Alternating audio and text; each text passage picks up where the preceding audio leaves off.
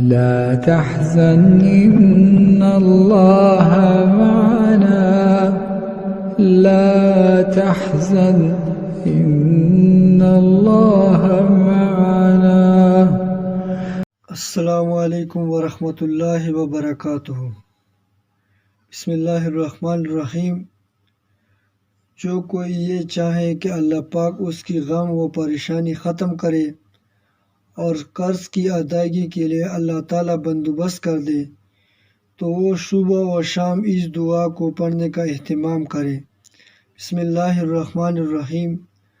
اللہم انی اعوذ بک من الہم والحزن واعوذ بک من العجز والکسل واعوذ بک من الجبن والبخل واعوذ بک من غلبۃ الدین وقہر الرجال. ترجمہ: یا اللہ، میں فکر اور غم سے آپ کی پناہ مانگتا ہوں اور عاجزی اور سستی سے آپ کی پناہ مانگتا ہوں اور بزدلی اور بخل سے آپ کی پناہ مانگتا ہوں اور قرض کے غالب آ جانے اور لوگوں کے دبانے سے آپ کی پناہ مانگتا ہوں.